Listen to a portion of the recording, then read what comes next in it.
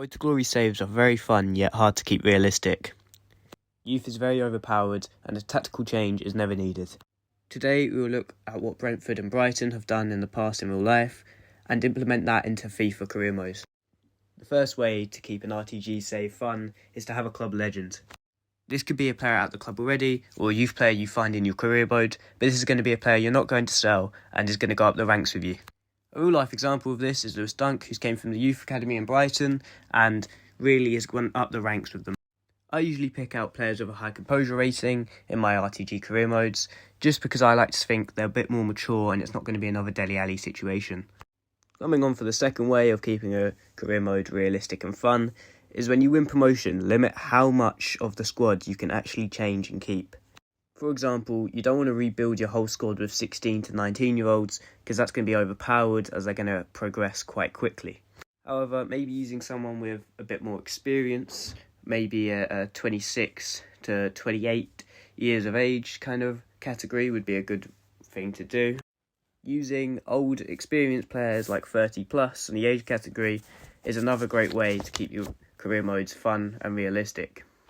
The third way is the location of the club. For example, League 2 English sides are going to have more English players than they are going to have foreign players, or they might have a lot of surrounding nations like Wales, Scotland, so pretty much the UK, and of course some countries outside the UK like the Republic of Ireland.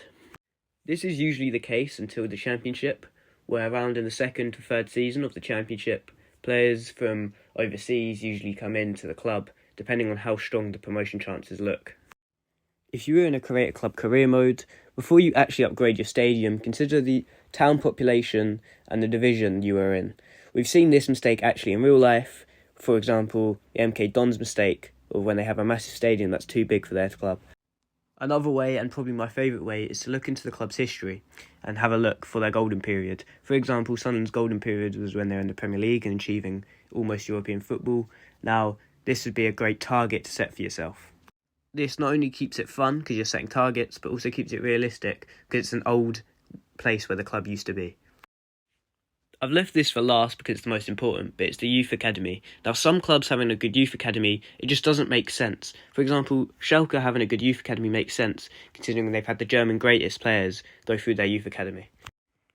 Youth academy is another reason location matters.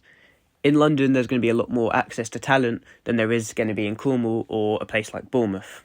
For example, if Arsenal have a good youth academy, it makes sense because they have got a lot of access to talent, but if Bournemouth had a good youth academy, it just wouldn't make sense.